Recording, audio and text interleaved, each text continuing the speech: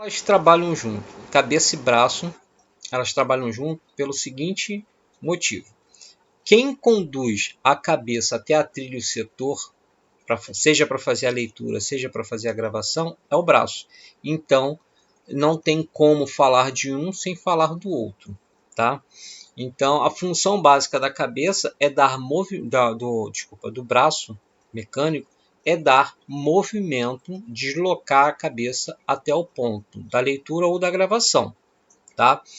E o caso da cabeça, a função dela, como o próprio nome já diz, cabeça de leitura e gravação, é fazer a leitura ou fazer a gravação dos dados, tá? E como é que é feita essa gravação dos dados? Aí entra todo o conjunto. O atuador, que é a peça, o componente responsável por fornecer os pulsos, os impulsos magnéticos, né? O braço para conduzir a cabeça até a posição exata onde vai ser gravado ou vai ser lida a informação, e a cabeça em si, que é responsável por aplicar esses impulsos magnéticos que fazem a reorganização das moléculas que revestem os discos. Tá? Então é assim que funciona o sistema de gravação no HD. Na parte da leitura também são pulsos, mas são pulsos mais moderados que não chega a fazer a reorganização das moléculas, tá? Você não vai apagar os dados, tá bom? Então esse cara aqui é o atuador, tá? Esse ímã aí em forma de meia-lua, tá? Ele que é o responsável por gerar os impulsos magnéticos que fazem com que as moléculas que revestem o disco possam se reorganizar e fazer a gravação dos dados no HD, tá bom? Então também um componente bastante importante, tá? Por isso eu falei a questão de uma das formas de apagar as informações do HD é ele ser submetido a um grande campo magnético que tem que superar, né, esse aí, para poder superar, no caso, se o HD estiver em funcionamento. Mas se não tiver, um campo magnético muito forte é o suficiente para poder desorganizar as moléculas e fazer com que as informações se misturem e depois você não consegue mais fazer a leitura. Tá bom? Bom, aqui nós estamos... essa imagem é só uma imagem representativa, como eu falei para vocês. Está ali, ó, os dados são armazenados com esses caracteres, 0 e 1. Tá? O 1 representa que tem um bit ativo e o 0 representa que o bit está desativado. Tá? Então a superfície de gravação dos pratos é composta por materiais sensíveis ao magnetismo, geralmente óxido de ferro. Tá? O cabeçote de leitura e gravação manipula as moléculas desse material por meio de seus polos, né? Polo positivo e polo negativo, fazendo a lei da atração ou repulsa. Tá? Para isso, a polaridade das cabeças muda em uma frequência muito alta. Quando está positiva, atrai o polo negativo das moléculas e vice-versa. Tá? De acordo com esta polaridade, é que são gravados os bits 0 e 1. No processo de leitura de dados, o cabeçote simplesmente lê o campo magnético gerado pelas moléculas, tá? E gera uma corrente elétrica correspondente, cuja variação é analisada pelo controlador do HD para determinar quais são os bits que estão ali. Tá bom? Se é bit 0, se é bit 1, e aí ele faz a conversão binária para decimal, e aí ele consegue identificar qual é o caractere, qual é a palavra, qual é a frase, qual é o texto que está armazenado ali. Ok? Bom, agora nós estamos vendo uma coisa chamada geometria dos discos. Tá? A geometria dos discos ela ordena os dados no HD. Tá? É uma espécie de mapeamento do HD, permitindo com que as informações fiquem alocadas em trilhas e setores diferentes. Tá? Então nós temos aí as trilhas, que são esses anéis aí, representado aí nessa imagem por esse anel preto. Tá? o setor, que é esse bloco cinza, tá? E o cilindro, ele é o conjunto de, no caso aí são 3 discos, tá? 3 discos.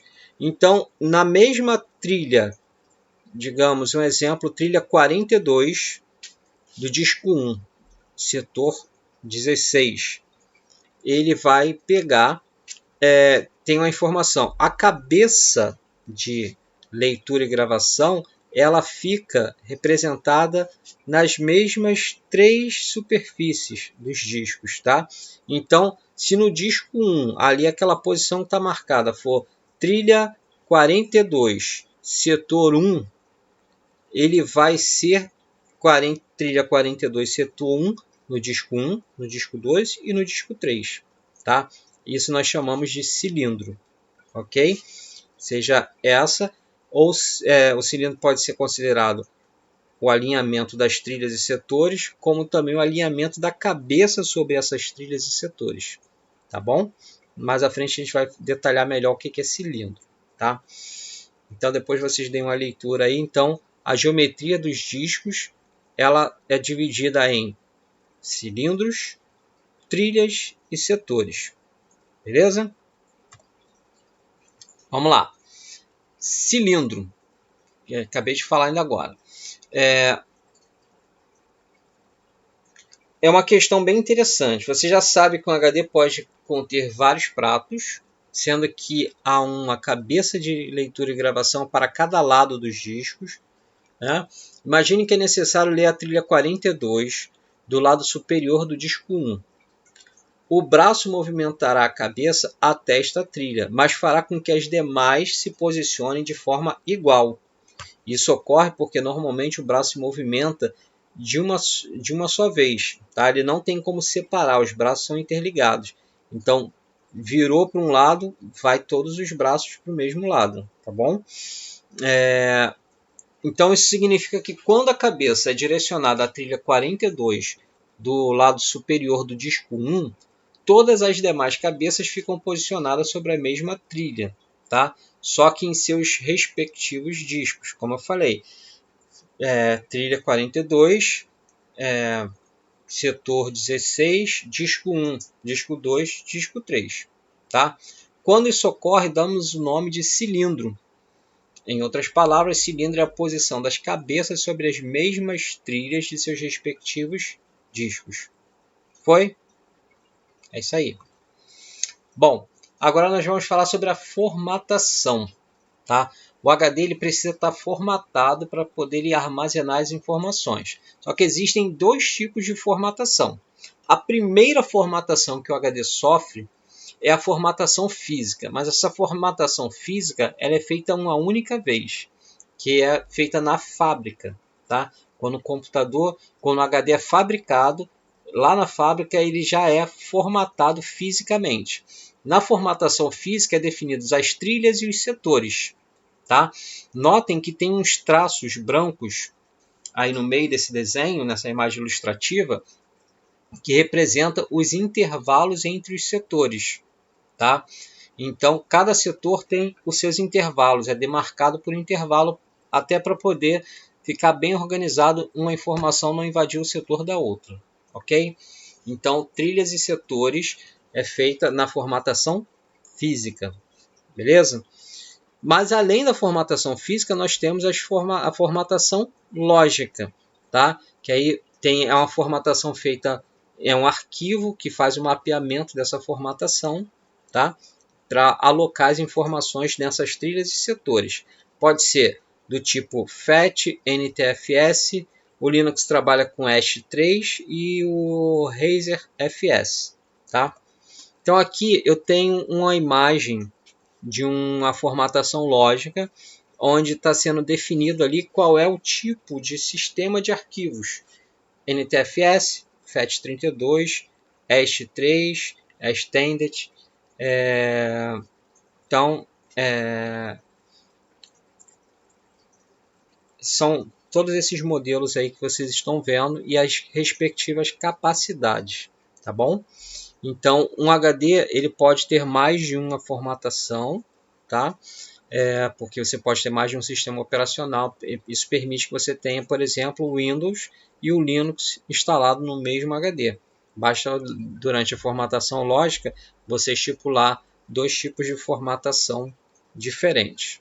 Tá bom? Se a gente vai ver na prática, assim que isso acabar, essa pandemia aí, e a gente retornar às nossas aulas presenciais. Tá bom? Espero que tenham gostado da nossa aula. Não esqueçam de fazer as atividades. Beijo no coração de vocês. Até a próxima aula.